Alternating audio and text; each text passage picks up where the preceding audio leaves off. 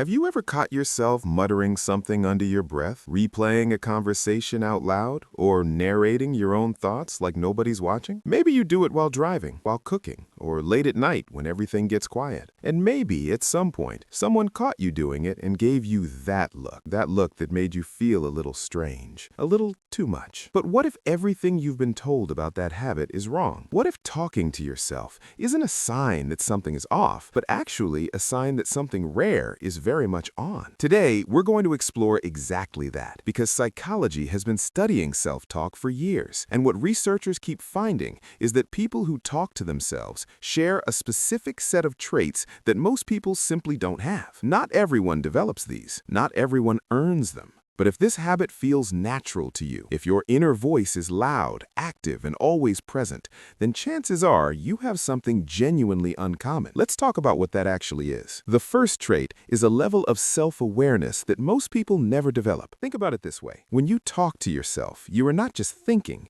you are observing your own thinking. You step outside your own mind and watch it from a distance. You notice your patterns. You question your reactions. You ask yourself why you feel what you feel, instead of just feeling it and moving on. Psychology calls this metacognition, and it is one of the most sophisticated cognitive abilities a human being can have. Research shows that people with high metacognitive ability make better decisions, recover faster from mistakes, and understand themselves at a level that gives them a genuine edge in life. Most people never slow down enough to examine their own thoughts. You do it naturally. That is not a flaw. That is a deeply rare form of intelligence that most people spend years trying to develop. The second trait is an emotional depth that runs far below the surface. People who talk to themselves are rarely people who can just let things go without understanding them.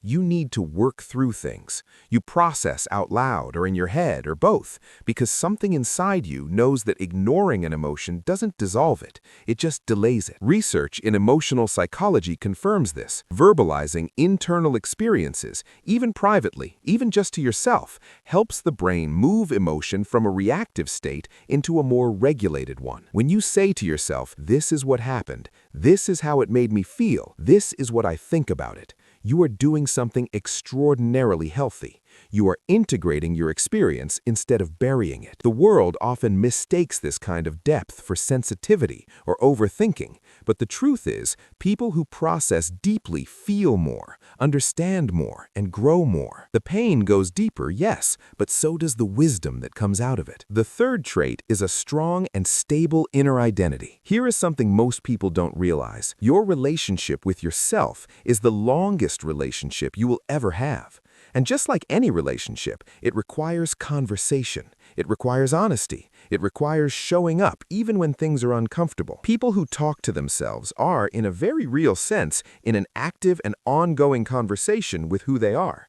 They check in. They challenge themselves. They remind themselves of what they value, what they want, what they refuse to accept. And over time, this builds something that psychology calls a stable inner identity, a sense of self that doesn't bend under pressure, doesn't collapse when someone leaves, and doesn't need constant outside reassurance to feel real. If you are someone who talks to yourself, you likely know who you are in a way that many people around you don't. Not perfectly, not without doubt, but in a way that is grounded, in a way that holds. The fourth trait is a natural capacity for focus and high performance. This one tends to surprise people the most. Research on athletes, students, surgeons, and high performers across dozens of fields consistently shows that those who use intentional self-talk, out loud or internally, significantly outperform those who don't. Not because they are more talented, but because they have learned to use their inner voice as a tool for direction, motivation, and calm under pressure. When you tell yourself, "Okay, one step at a time," or "You've done hard things before, you can do this," you are not being naive. You are activating a psychological mechanism that keeps your mind focused, your emotions regulated, and your performance grounded. You didn't learn this from a book. You developed it on your own, naturally, because your mind found a way to work with itself instead of against itself. That is a skill most people pay coaches and therapists to help them build. The fifth trait is a kind of resilience that only comes from going through something real. For many people who talk to themselves, the habit didn't just appear randomly. It grew, quietly, often during times when there wasn't anyone else to talk to. during long nights, during seasons of life when the world felt distant or unsafe or just very, very heavy. And in those moments, your own voice became something you could rely on. Not perfectly, not without struggle, but reliably, consistently yours. Psychology research on resilience shows that one of its most important foundations is what's called internal locus of control, the belief deep down that you have some power over your own experience. People who talk to themselves tend to score higher in this, because when life pushes them down, they don't just wait, they argue themselves back up. They argue with despair. They remind themselves of what still matters. That is not a small thing. That is the kind of strength that most people don't even know they're carrying until they look back and realize somehow they kept going. Somehow they always found a way through. So here is what I want you to take away from this.